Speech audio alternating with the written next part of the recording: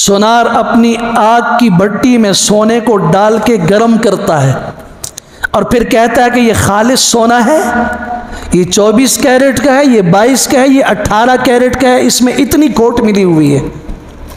آگ کی بھٹی سے گزر کے سونے کے خالص اور غیر خالص ہونے کا فرق معلوم ہوتا ہے۔ ایمان کی کسوٹی کو بھی، ایمان کے معیار کو بھی جانچنے کے لیے اللہ کا قانون ہے کہ یہاں دنیا کی اس آگ کی بھٹی سے گزرنا ہوگا، اس سے گزر کر خالص اور غیر خالص کی تمیز ہو جائے گی۔ ان اللہ تعالی اذا احب قوما، اللہ کا فیصلہ سنیے، اللہ کے رسول صلی اللہ علیہ وسلم نے فرمایا اللہ تعالیٰ جب کسی قوم سے محبت فرماتے ہیں، اللہ تعالیٰ جب کسی قوم سے محبت فرماتے ہیں تو کیا کرتے ہیں؟ ابتلاہم، اللہ انہیں آزمائش میں ڈال دیتے ہیں۔ یا اللہ، آپ محبت بھی فرما رہے ہیں اور آزمائش میں بھی ڈال رہے ہیں۔ کوئی دوست اپنے دوست کو آگ میں جلتا ہوا برداشت کر سکتا ہے؟ اس کی سختی کو برداشت کر سکتا ہے؟ کہ نہیں، ہمارا ضابطہ ہے، ہم جانتے ہیں کہ بندہ کیسا ہے، لیکن دنیا کے سامنے اس کو ظاہر کرنا ہے، دنیا بھی دیکھے نا کہ کون ہے جو صف اول میں موجود ہے۔ یہ رضی اللہ تعالیٰ عنہ ہے ابو بکر کی صورت میں، حضرت عمر کی صورت میں، کون ہے جو صف اول میں حضور کے پیچھے مسجد نبوی میں نماز پڑھ رہا ہے لیکن اس کے جنازہ پڑھنے کی بھی اجازت نہیں ہے، اس کے قبر پہ کھڑے ہونے کی اجازت نہیں ہے، اس کے لیے استغفار اور دعا کی اجازت نہیں ہے؟ کون ہے؟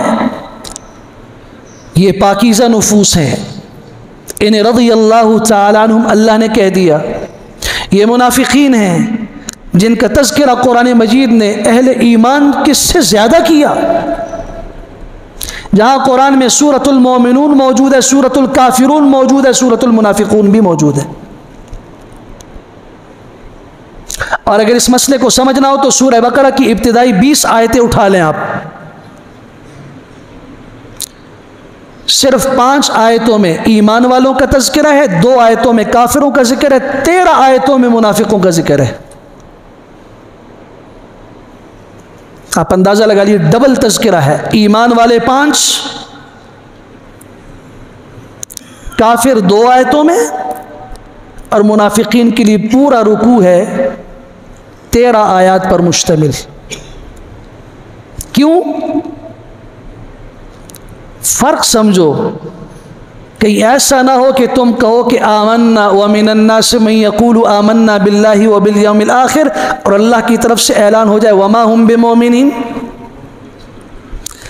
قالت الاعراب آمنا، دیہاتی آئے ہم ایمان لائے، اللہ فرماتے ہیں قل لم تؤمنوا، تم ایمان نہیں لائے ہو، ولیکن قولوا اسلمنا، یہ کہو کہ ہم صرف مسلمان ہوئے، ظاہری طور پر ہم نے کلمہ پڑھا ہے، تمہارے دل میں ایمان نہیں ہے۔ ولما يدخل الایمان فی قلوبکم،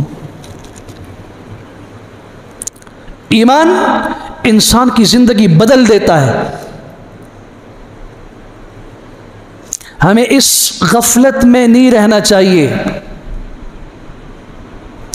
ایمان پاکیزہ ترین چیز ہے۔